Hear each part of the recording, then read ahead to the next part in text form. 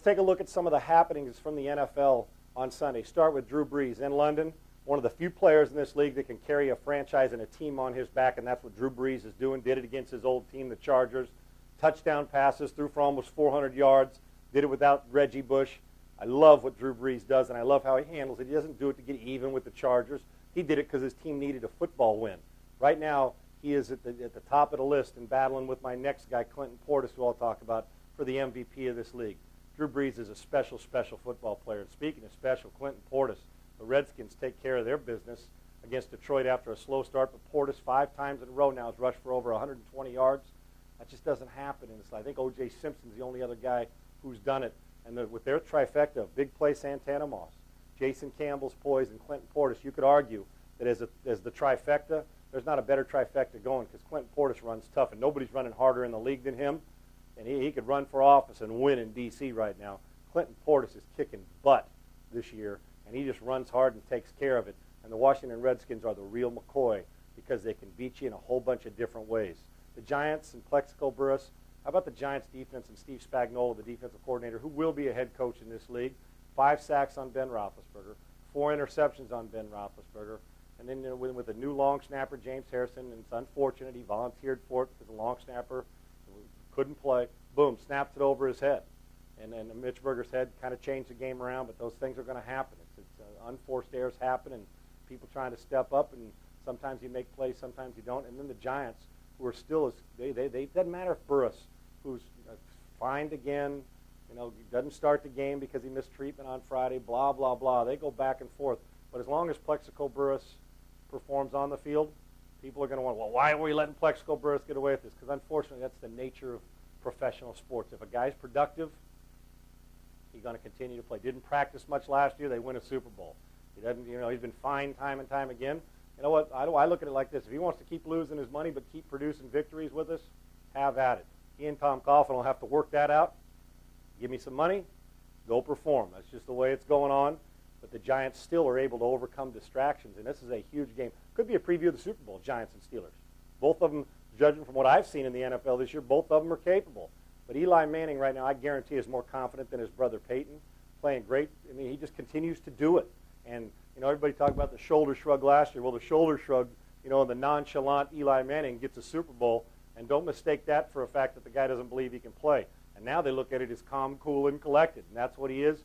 Eli Manning, another performance in the end when they couldn't run the ball, the Giants, very well, takes care of it, puts it in the end zone, football team wins. Love the way Eli Manning takes care of it. He's become one of those clutch performers, and the Giants take care of the Pittsburgh Steelers in a very physical game. The Jacksonville Jaguars, if they play like the Cleveland Browns, they're going to get beat by the Cleveland Browns. Now, give the Browns some credit. They've started to play better. Derek Anderson's played better, and they played really good, and made some plays yesterday when they had to. Jacksonville just allows teams to hang around too long, and Jacksonville will win some and lose some. This loss in December, they're going to look back, and especially, and this is the weak part of Jacksonville's schedule, but the weak part just got them beat because they went into it probably thinking that it was the weak part. At home, Jacksonville against Cleveland. Jacksonville got manhandled in the game. It was close. Jacksonville had a chance at the end. When you get manhandled like that on your turf and you get physically pushed around, that's not the Jags' M.O. Well, it's been their M.O. at times this year. You allow average teams, at least on paper, to hang around. They got pride, too. They're going to beat you. May end up costing Jacksonville. Fortunately, they're in the AFC this year. But the AFC's the lesser conference right now. But Jacksonville losing this game is going to end up biting them in the rear end when it's all said and done.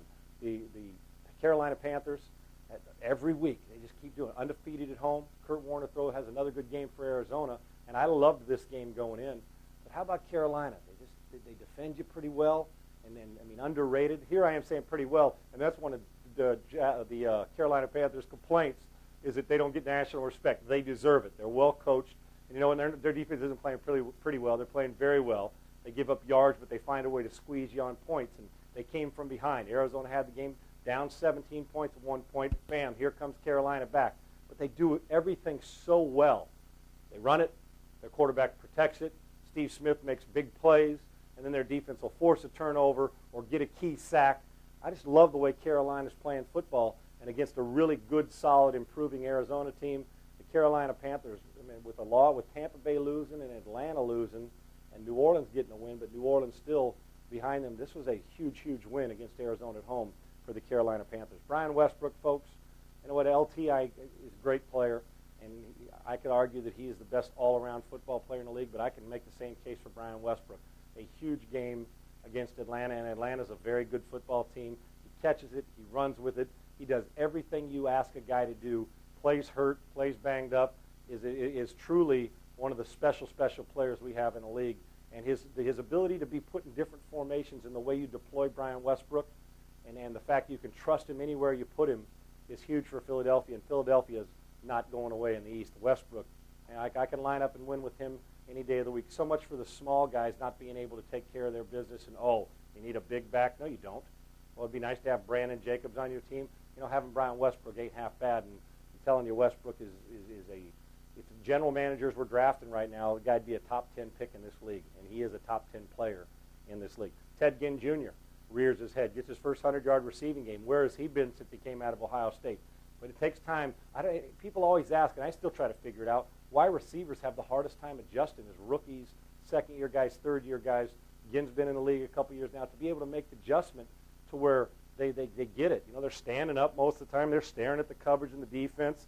They're not in the interior. They get to see a lot of things, yet they still have a hard time making the adjustment. And Ted Ginn's adjustment in the game with some big plays for Chad Pennington proved huge against the Buffalo Bills. And the Miami Dolphins, man, I love it because they play hard. And just when you start to think, well, let's pick against them, they pound you and come back and make some plays. And Ted Ginn's all-around game was huge. And if this guy can continue to progress, the Miami Dolphins are going to even come back quicker. They've been begging for this big play guy at wide receiver.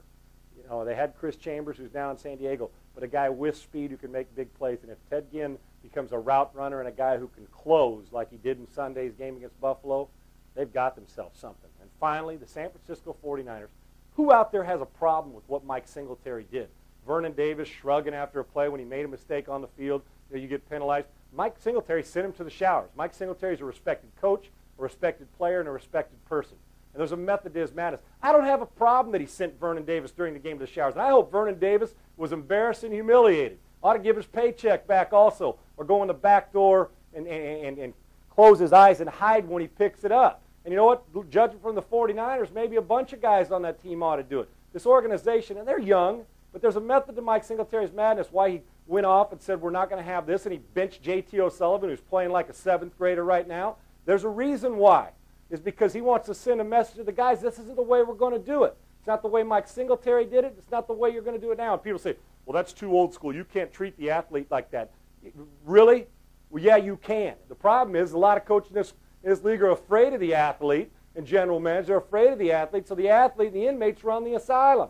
And I'm 90% of the time on the athlete's side, but you know what? Forget it. It sucks when you go in there and do those things and aren't committed, it appears, to winning. And Vernon Davis is a hell of a player.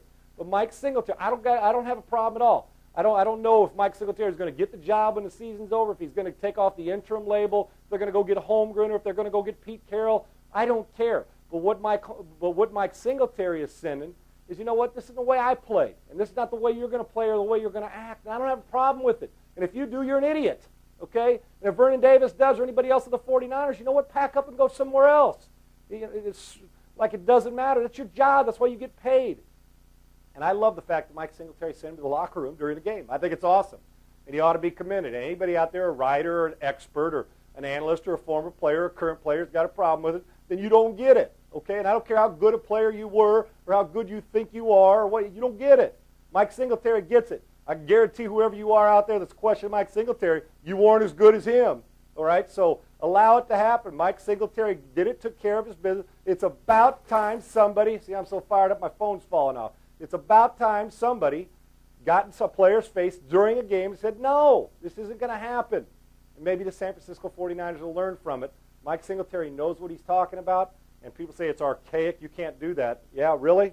Well, like I said, archaic or not, it seemed to help guys like Mike Singletary when he played. There's a way to do things.